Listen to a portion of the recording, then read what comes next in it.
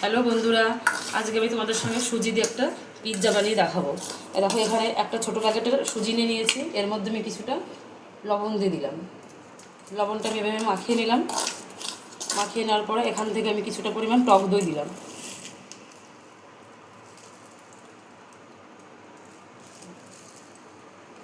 কিছুটা পরিমাণ টক দই দিলাম আর কিছুটা চিনি দিলাম। এবারে সুজিটা আমি এভাবে একটু মিশিয়ে রেখে দেবো, 10 মিনিটের জন্য রেখে দেবো। সুজিটা ততক্ষণ ফুলবে। এর মধ্যে সামান্য একটু জল দিয়ে দেবো।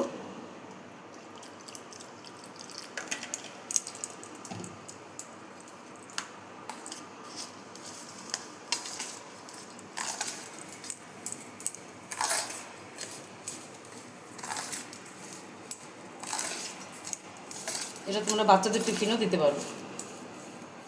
আমি আরও কিছুটা পরিমাণ জল দিয়ে দেবো। জলটা টেনে নেবে সব।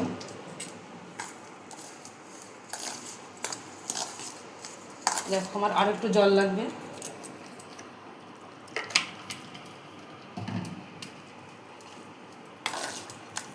এইভাবে আমি সুজিটাকে ঢেকে রাখবো, 10 মিনিটের জন্য ঢেকে রাখবো। দেখো বন্ধুরা, আমি সেই সুজিটা ঢাকনাটা নামিয়ে দেখলাম যে সুজিটা এতটা ফুলে গেছে। আমি এর মধ্যে সামান্য একটু জল দিলাম। জল দিয়ে এই পর্যায়ে এসে দাঁড়িয়ে আছে।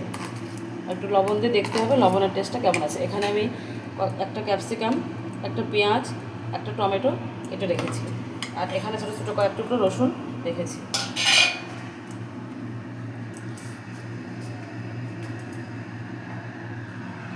এবার আমি কড়াতে তেলটা একটু হালকা গরম করে নেব। একটু ব্রাশ করে নিলেও হয়, আমি ব্রাশ করে নিলাম না। এইভাবে তেলটা সব জায়গাতে মাখিয়ে নিলাম।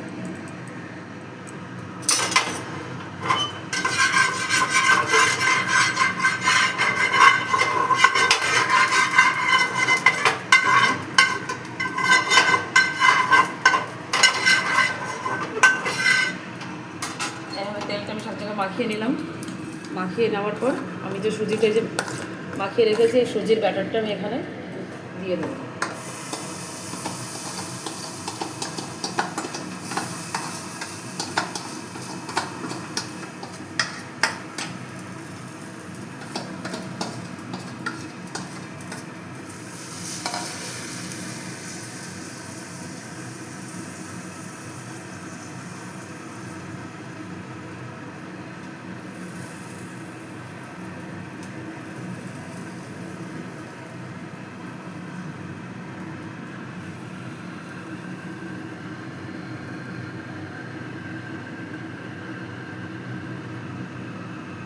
বন্ধুরা, আমি ঢাকনাটা খুলে নিয়েছি। এই পর্যায়ে এসে আমি আমি এই চিজ স্প্রেডটা একটু এর উপরে দিয়ে দিলাম। দিয়ে একটু মাখিয়ে নেব, খেতে টেস্টি হবে।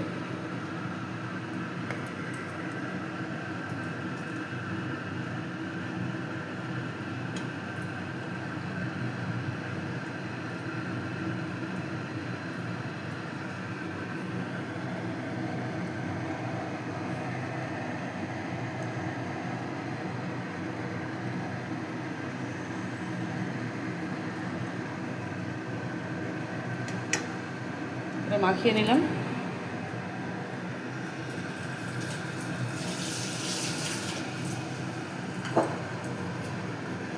আর এরপরে আমি একটু কিষান টমেটো সস দিয়ে দেবো।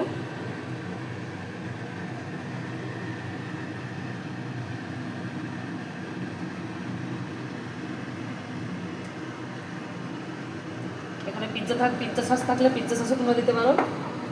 আমার কাছে এখন পিৎজা সস নেই। এই সসটা আমি এভাবে একটু মাখিয়ে নেব, সব জায়গায় লাগিয়ে দেবো।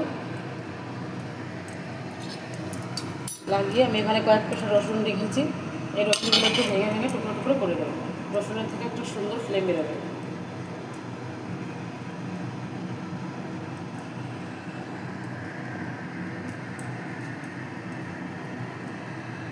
রসুনের থেকে সুন্দর একটা ফ্লেম বেরোবে। এবার এখানে আমি এক এক করে ক্যাপসিকাম, একটা পেঁয়াজ, টমেটো এভাবে যেমন খুশি তেমন তোমরা নিজেদের মতো করে সাজিয়ে দেবে।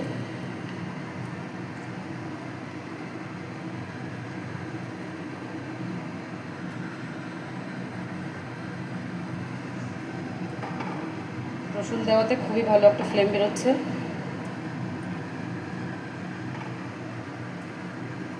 এমন করে তোমরা সাজিয়ে নেবে।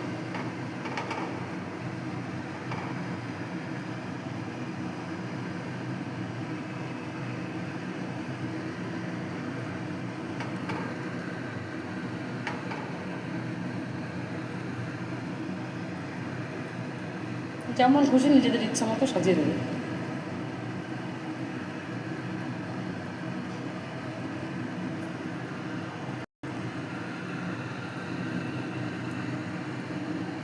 দিয়ে আবার 10 মিনিটের জন্য ঢাকনাটা চাপিয়ে দেবে। দেখো বন্ধুরা কতটা সুন্দর দেখতে হয়েছে। আমি এখানে একটু ঘরেই চিলি ফ্লেক্স করে নিলাম। এই চিলি ফ্লেক্সগুলো এর উপর দিয়ে একটু ছড়িয়ে দেবো, দেখে স্বাদটা আরও দ্বিগুণ হয়ে যাবে। দিয়ে আমি আরও কিছুক্ষণের জন্য ঢাকনাটা চাপিয়ে দেবো। দেখো বন্ধুরা আমার পিৎজাটা রেডি। টেস্ট অসাধারণ, একদম দোকানের পিৎজা থেকে কোনো অংশে কম নয়। যদি আমার রেসিপিটি ভালো লাগে প্লিজ লাইক শেয়ার কমেন্ট করে দিও এবং চ্যানেলটি সাবস্ক্রাইব করে দিও।